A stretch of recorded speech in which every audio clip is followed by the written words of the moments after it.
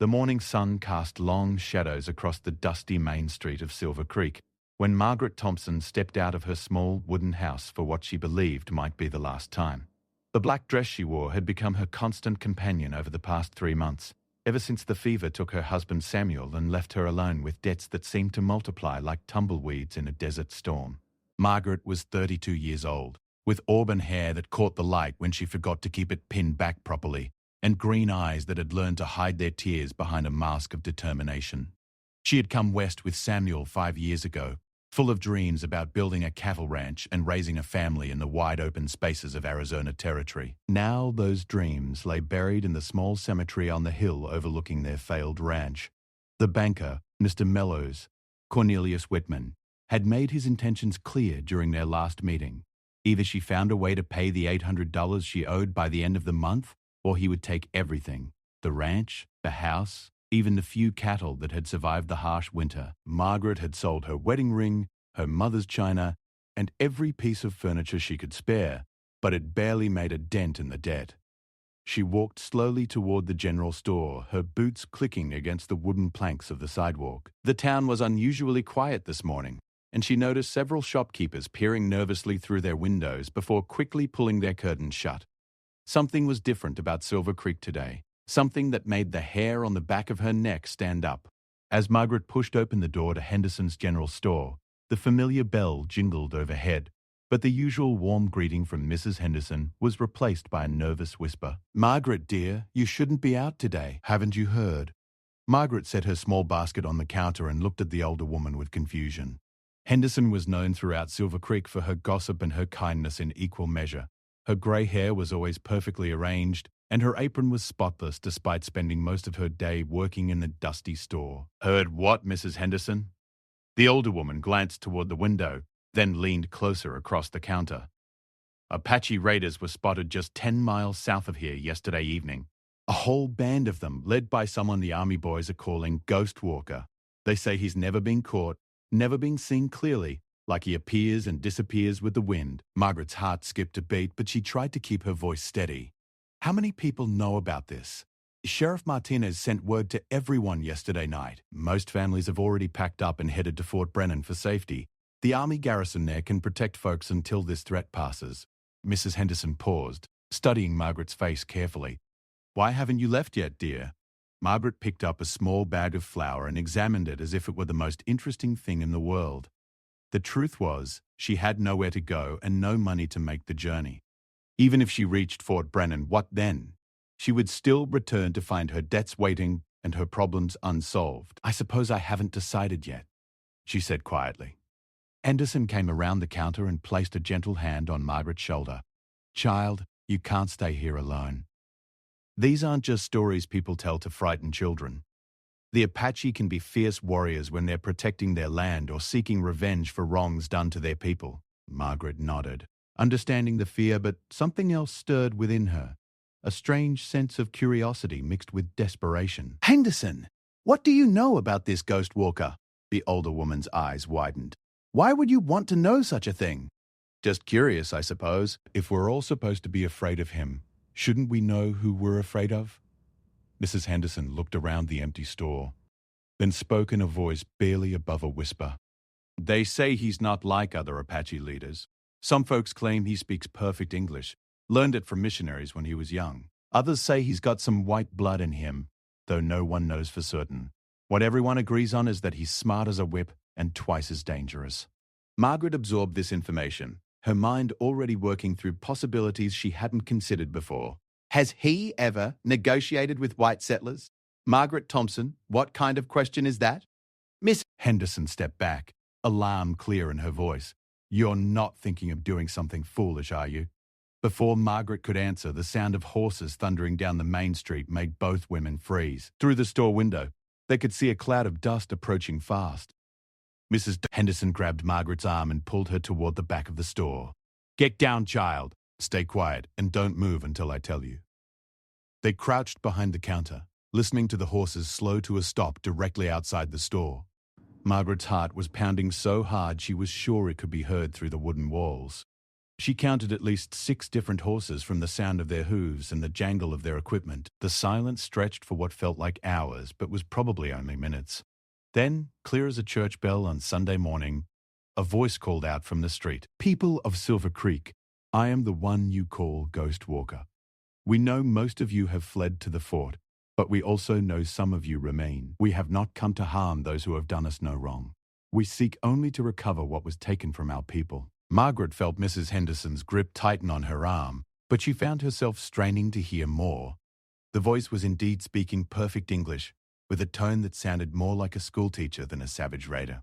"There is a man among you who trades in stolen Apache horses. There is a man among you who sells Apache children to work in distant mines. We know who these men are, and we know where they hide their stolen goods. Return what belongs to us, and we will leave your town in peace." The voice paused, and in that silence, Margaret made a decision that would change the course of her life forever. She stood up slowly, ignoring Mrs. Henderson's whispered protests, and walked toward the store window. Through the dusty glass, she saw 6 Apache warriors mounted on paint horses, their weapons ready but not raised in an immediately threatening manner. In the center of the group sat a man who was clearly their leader. He was younger than she had expected, perhaps in his early 30s, with long black hair braided with feathers and beads. His face was painted with traditional markings, but his eyes were unlike anything she had ever seen. Intelligent, calculating, and surprisingly sad. Ghost Walker seemed to sense her presence at the window because he turned his head and looked directly at her. For a moment that felt suspended in time, their eyes met through the glass. Margaret felt as if he was seeing straight through to her soul, reading all her secrets and understanding her desperate situation without a word being spoken. Then he raised his hand slightly, not in threat but in what appeared to be a greeting or acknowledgement of her presence.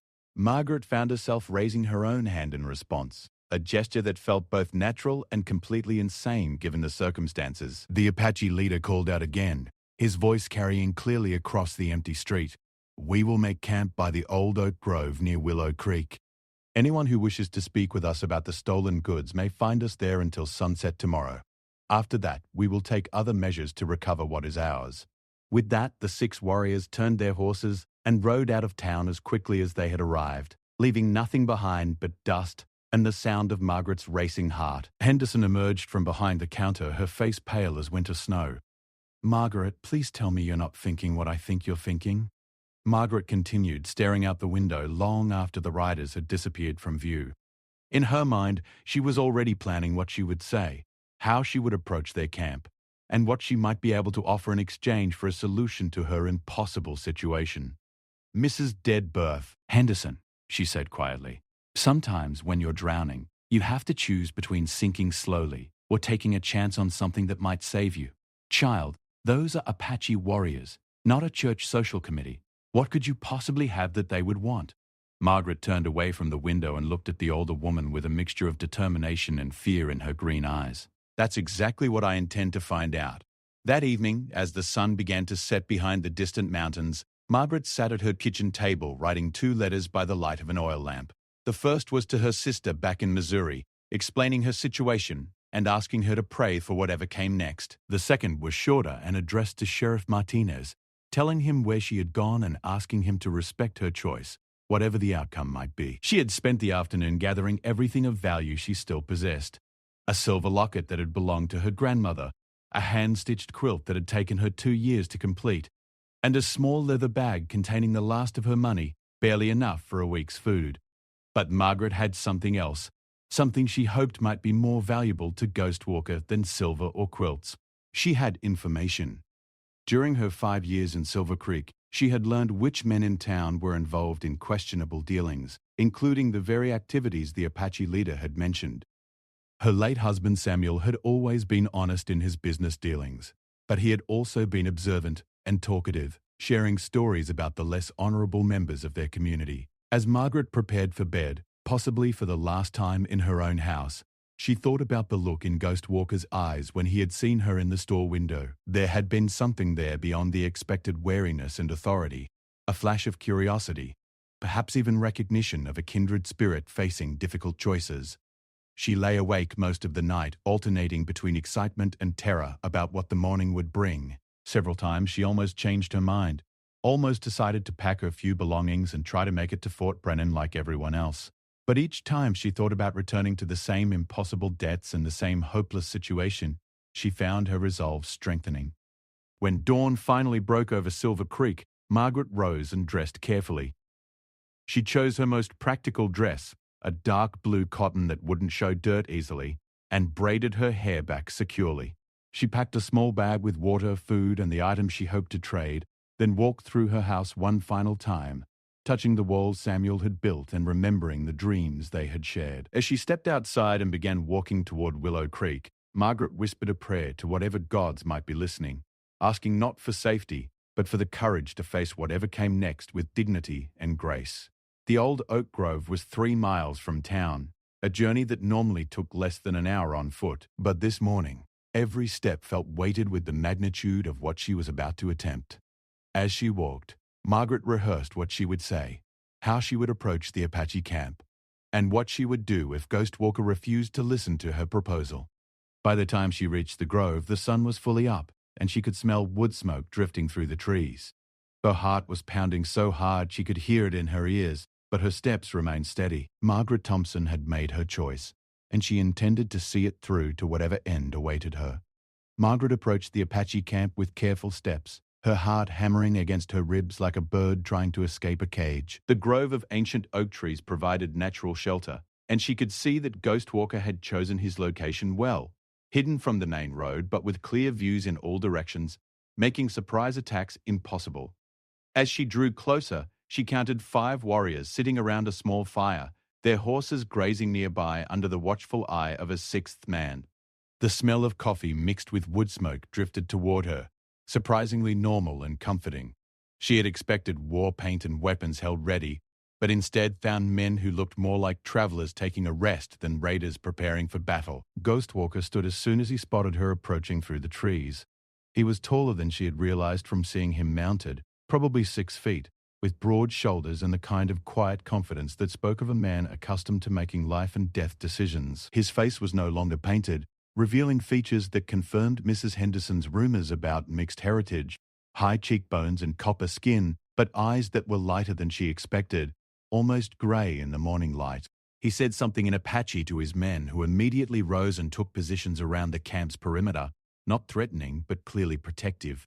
Then he walked toward Margaret with the fluid grace of someone equally comfortable on horseback or on foot.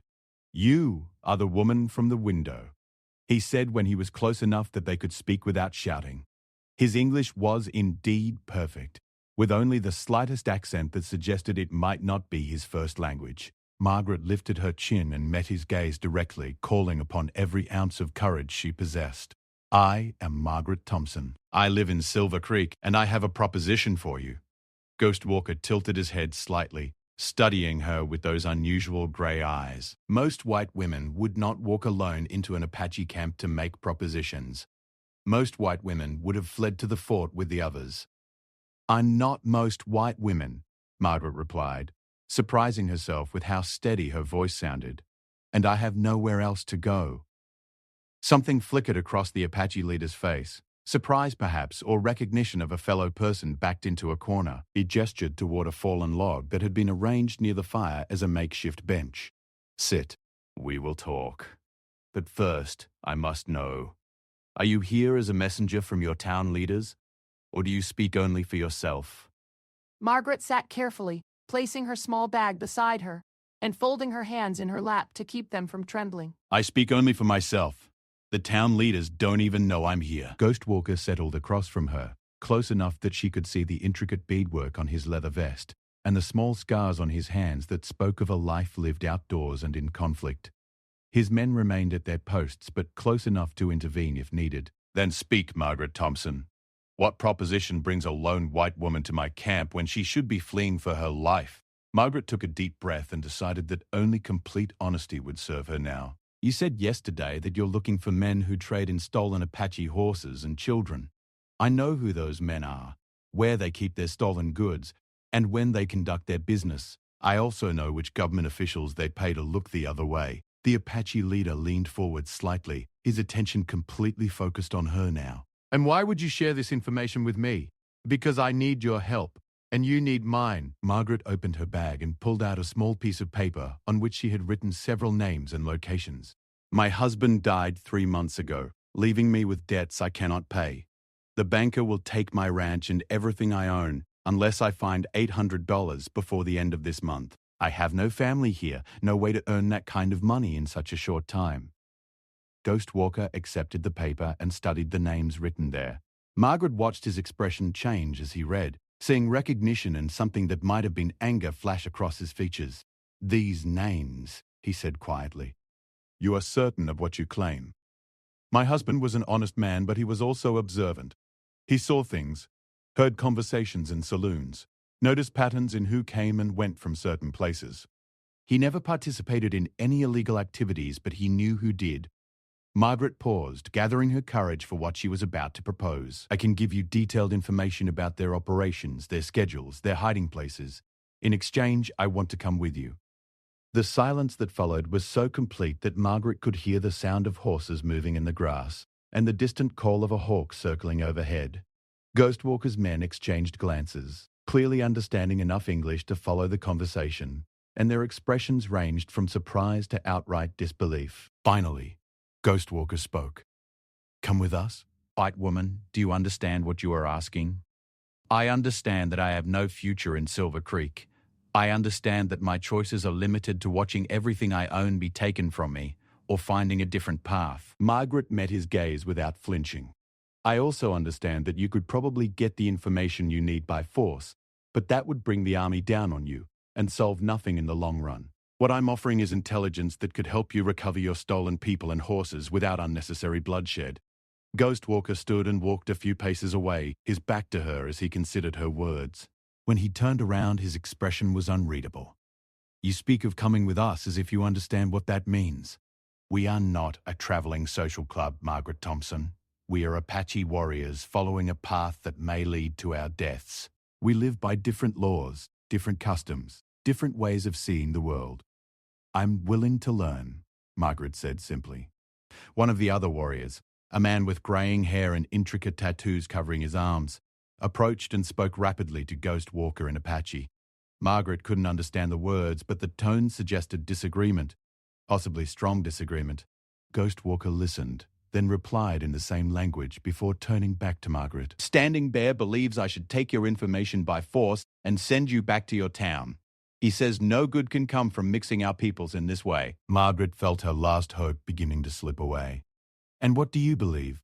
I believe, Ghost Walker said slowly, that you are either the bravest woman I have ever met or the most foolish, perhaps both. He sat back down across from her. Tell me, what do you know of Apache ways? Of our customs, our beliefs, our laws? Margaret admitted the truth. Very little. Only the stories people tell, which I suspect are mostly wrong or incomplete. They are, Ghost Walker confirmed. We are not the savages your newspapers describe. We have complex societies, rich traditions, and strict codes of honor. We take care of our people, protect our families, and respect those who earn our respect. But we also demand loyalty, courage, and the willingness to sacrifice for the good of the group. He paused, studying her face carefully. If you were to come with us, you would not be a guest or a visitor. You would be expected to contribute, to work, to prove your worth every day. You would face danger, hardship, and quite possibly death. You would be leaving behind everything you have ever known for a life that might end tomorrow. Margaret nodded. I understand. But what I'm leaving behind isn't much, and the life I'm facing in Silver Creek isn't really living at all. Ghost Walker was quiet for a long moment, then asked, Can you ride? Yes. Can you shoot? Yes. My husband taught me. Can you tend wounds, prepare food over a fire, sleep on the ground? I can learn whatever I need to learn. The Apache leader exchanged looks with his men, engaging in what appeared to be a silent conversation through glances and small gestures. Finally, he turned back to Margaret. There is something you must understand before we go any further. I am not just a war leader seeking to recover stolen property. I am trying to find my sister. Margaret felt her heart skip. This was not what she had expected to hear. 3 months ago, Apache children were taken from a village 2 days' ride south of here. Among them was my sister's daughter, my niece, who was only 8 years old. The men who took these children were not random raiders. They were working with someone in Silver Creek who arranges for Apache children to be sold as workers to mines and ranches far from here, where no one will look for them. The pain in Ghostwalker's voice was unmistakable, and Margaret felt her own eyes filling with tears. "I'm so sorry. I didn't know. My sister died trying to protect her daughter. The child is all I have left of my family, and I will not leave her in the hands of those who would treat her as property." His grey eyes met hers with an intensity that made her feel as if he could see into her soul. "This is not a simple matter of recovering horses or seeking revenge. This is about saving a child's life and honouring the memory of the dead." Margaret understood now why he had been willing to listen to her proposition. This wasn't about warfare or territorial disputes. This was about family, something she understood deeply despite the differences in their cultures. "The names I gave you," she said quietly, "did they include the men involved in taking children?" Ghostwalker nodded grimly. "2 of them, yes, but names are not enough. I need to know where they keep the children, how they transport them, when the next group is scheduled to be moved." Margaret closed her eyes, thinking back through all the conversations she had overheard, all the observations her husband had shared. "There's a warehouse behind the old mill, about 5 miles east of town." Samuel noticed that it seemed to have activity at strange hours. People coming and going at night when the mill wasn't operating. And the transport? Once a month, a wagon train comes through, claiming to be carrying supplies to mining operations in Colorado territory. They always stop at that warehouse, and they always leave with more wagons than they arrived with. Margaret opened her eyes and looked directly at Ghostwalker. "The next train is scheduled to arrive in 4 days. The Apache leader sat back, processing this information. Around them, his men continued their watch, but Margaret could sense the tension in the air, the knowledge that decisions made in the next few minutes would determine the course of multiple lives. "If what you say is true," Ghostwalker said finally, "then we have very little time to plan and act. But I still have not decided whether to trust you completely." Margaret reached into her bag and pulled out her grandmother's silver locket, the one valuable thing she had left. She opened it to reveal a small photograph of her and Samuel on their wedding day, then held it out to Ghostwalker. "This is all I have left of my old life. Take it as proof of my commitment to helping you. If I betray you or prove untrustworthy, keep it as payment for the information I've provided. If I prove myself worthy of your trust," she paused, her voice catching slightly, "then perhaps someday you'll return it to me as a symbol that I've found a new family, even if it's very different from the one I lost." Ghostwalker took the locket and studied the photograph inside with surprising gentleness. "You are happy then?" "Yes. But that happiness is gone, and I can't get it back by staying in Silver Creek and pretending everything is the same." Margaret met his eyes one more time. "I choose this, whatever this becomes. I choose to help you find your niece, and I choose to trust that there might be a place for me in whatever life comes after." The Apache leader closed the locket and stood, slipping it into a pouch at his belt. When he looked at her again, something had changed in his expression. The wariness was still there, but it was tempered now with something that might have been respect. "Very well, Margaret Thompson. You will come with us, and you will have the chance to prove that your words carry weight. But understand this, once you leave this grove with us, there will be no changing your mind, no returning to your old life when things become difficult." Margaret stood as well, feeling suddenly lightheaded with the realization of what she had just committed to. "I understand. Standing Bear will give you a horse and basic supplies. We leave within the hour to scout the warehouse you mentioned. If your information proves accurate, we will begin planning how to intercept that wagon train."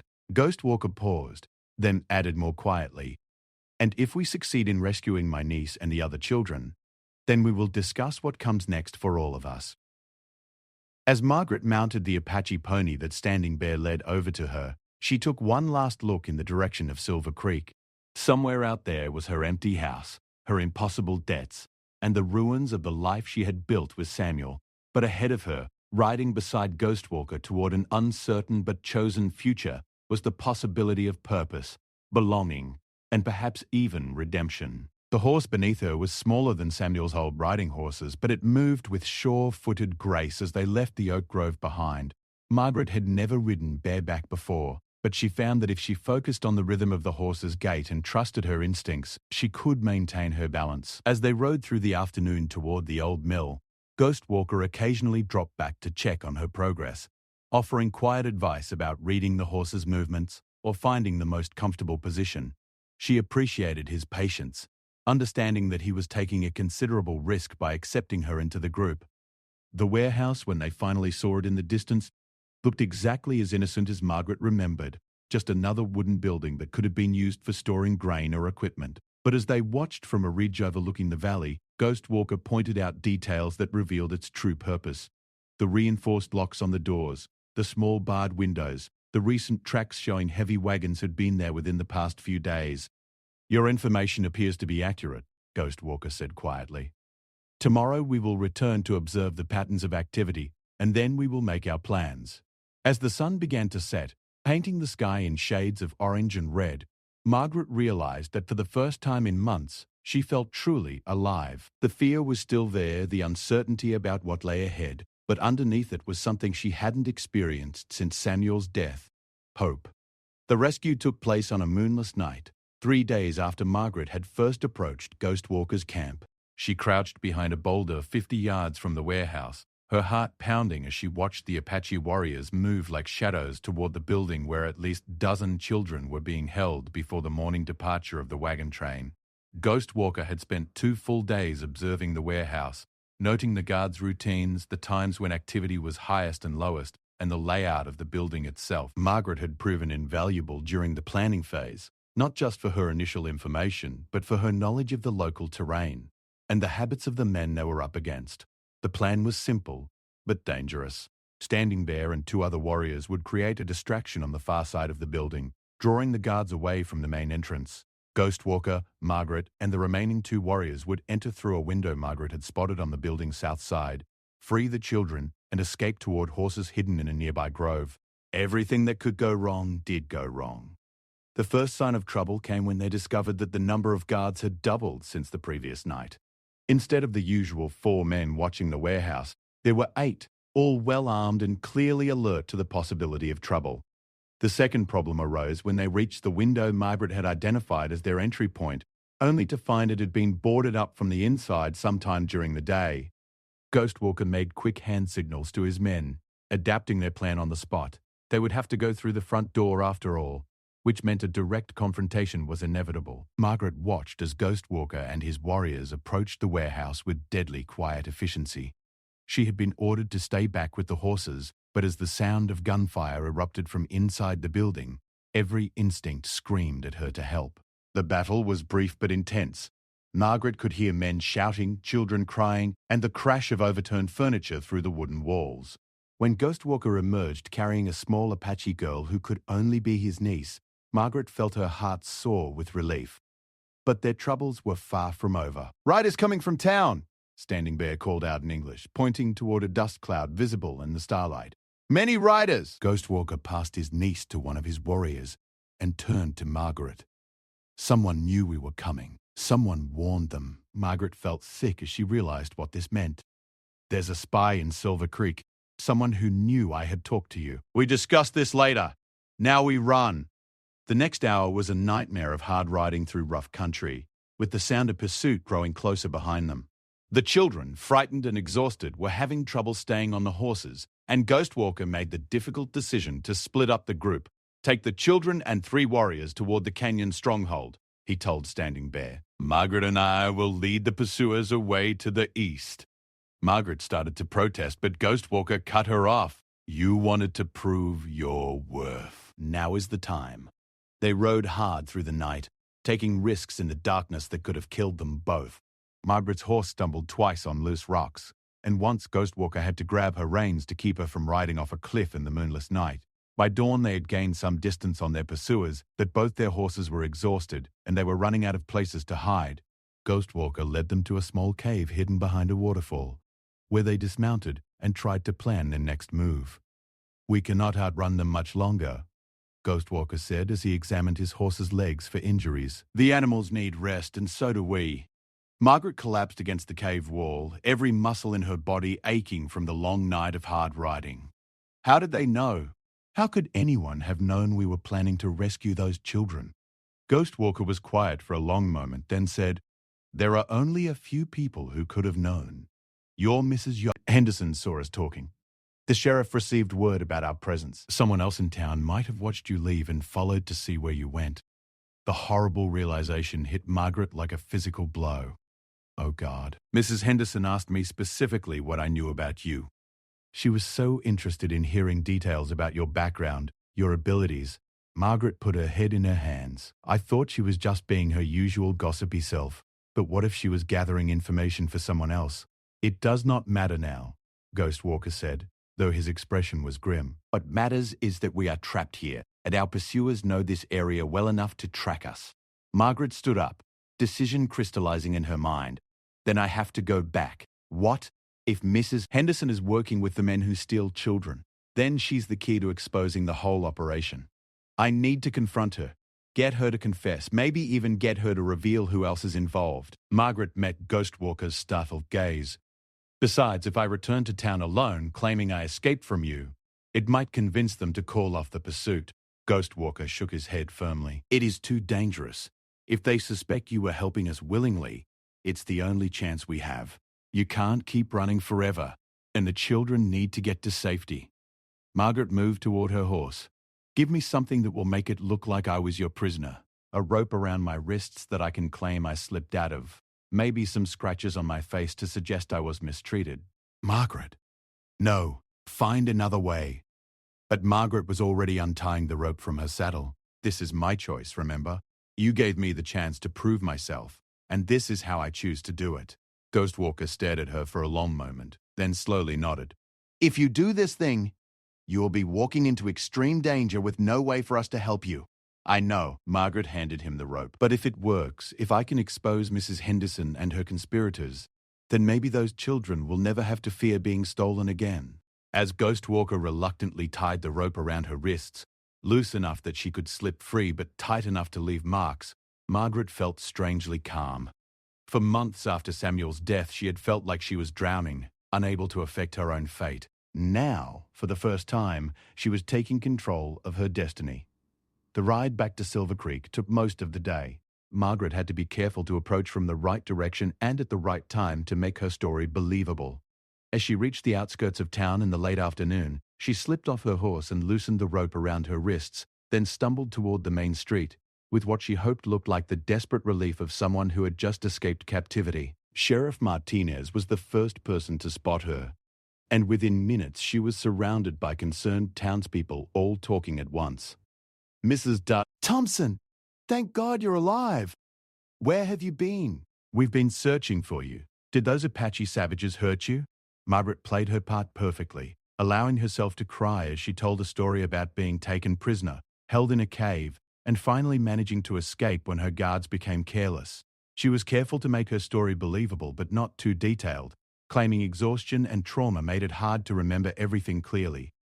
Mrs. Henderson was among the crowd that gathered, and Margaret watched carefully for any reaction that might confirm her suspicions. The older woman seemed genuinely concerned and relieved, but there was something in her eyes, a calculating quality that Margaret had never noticed before. My dear child, Mrs. Darcy, Henderson said, pushing through the crowd to embrace Margaret. We were so worried. When we found your house empty and no sign of where you had gone, I was taking a walk to clear my head, Margaret said, sticking to the story she had rehearsed. That's when they grabbed me. I never saw them coming. Sheriff Martinez escorted Margaret to his office where she repeated her story in more detail while he took notes. She was careful to provide enough information to be helpful, describing the general location where she had been held, the number of warriors she had seen, the direction they seemed to be traveling, but nothing that would actually help the pursuers find Ghost Walker. As evening fell, Mrs. Henderson insisted that Margaret stay at her house rather than returning alone to her empty ranch. Margaret accepted gratefully, knowing this would give her the perfect opportunity to investigate her suspicions. The Henderson house was larger than Margaret's, filled with furniture and knickknacks that spoke of prosperity. Mrs. Jewell Henderson prepared a bath and a hot meal, playing the role of concerned friend perfectly. But Margaret noticed things she had missed before, expensive items that seemed out of place for a store owner's wife, and the way Mrs. Henderson kept glancing toward a locked drawer in her desk. That night, after Mrs. Henderson had gone to bed, Margaret crept quietly through the house. The desk drawer was locked, But Margaret had learned a few things about locks from watching Samuel repair various mechanisms around their ranch. Using a hairpin and patience, she managed to work the simple mechanism open.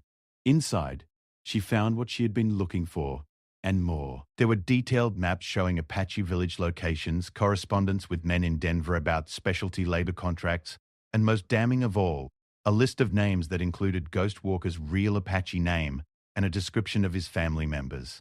Mrs. Carpenter, Henderson had been gathering intelligence on Apache families for months, possibly years, providing information that allowed kidnappers to target specific children whose families had valuable horses or other goods worth stealing.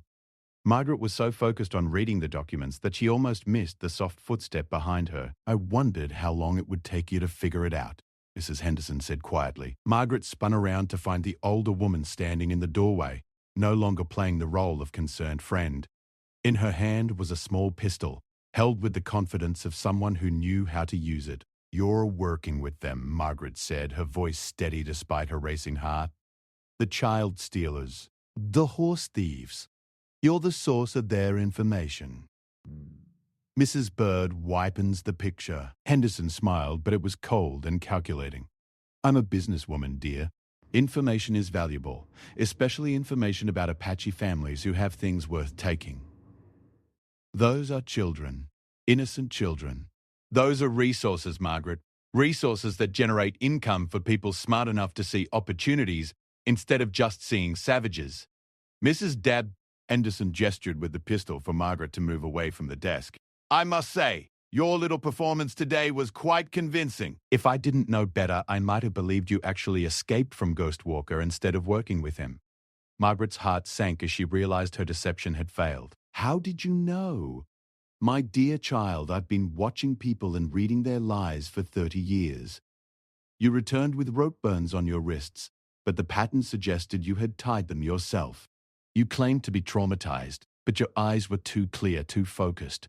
And most tellingly, you came straight back to town instead of heading to Fort Brennan where any sensible escaped captive would go for protection." Mrs. Henderson moved closer, keeping the pistol trained on Margaret.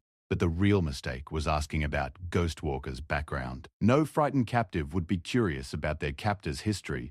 Only someone planning to work with him would need that information. Margaret realized she had badly underestimated the woman she had known as a simple gossip and storekeeper's wife. "What do you want from me? Initially, I just wanted you to disappear quietly. Your debts provided the perfect motivation. I had arrangements with Mr. Whitman to acquire your ranch for a fraction of its value once the foreclosure went through. But then you had to go and complicate things by involving the Apache." "So what now?" Mrs. Henderson smiled again, and Margaret felt ice form in her veins. "Now you're going to write a letter to Ghost Walker, telling him you've discovered the location of the rest of the children. You're going to arrange a meeting where he and his warriors can be captured or killed. I won't do it. Oh, but you will. Because if you don't, I'll make sure word reaches the army that you were willingly collaborating with Apache raiders. Even if Ghost Walker escapes, you'll hang as a traitor." Margaret stared at the older woman, understanding finally how completely she had been outmaneuvered. Mrs. Henderson had been playing a much longer, more complex game than anyone had realized. But as she stood there in the lamplight, facing the pistol and the cold smile, Margaret realized something else. For the first time since Samuel's death, she was exactly where she chose to be, facing consequences of decisions she had made freely. Win or lose, live or die, this was her choice. "All right," Margaret said quietly. "I'll write your letter. But I want to know one thing first. What? Ghost Walker's niece, the little girl he rescued, is she really his sister's child? Or was that just another lie?" Mrs. Henderson's smile faded slightly. "Oh, that part was true. We took her specifically because we knew he would come for her. She was the bait to draw him out where he could be captured." Margaret nodded, filing away this information. "Then I'll write your letter. But I want paper and ink from your store, not from this house. If I'm going to betray someone, I want to do it with materials that can't be traced back to you if something goes wrong." Mrs. Henderson studied her suspiciously, but finally nodded. "Very well. But remember, one wrong word, one attempt to warn him, and you'll die before you can finish the sentence." As they walked through the dark streets toward Henderson's general store, Margaret's mind was racing through possibilities. She had one chance to turn this situation around. One opportunity to save Ghostwalker and his warriors while exposing Mrs. Henderson's operation. Everything would depend on writing exactly the right words in exactly the right way and on hoping that Ghostwalker would be smart enough to read between the lines of whatever message she managed to send. Margaret had made her choice months ago when she walked into that Apache camp. Now she would find out if that choice had been wisdom or folly, and whether her new life would last long enough to matter.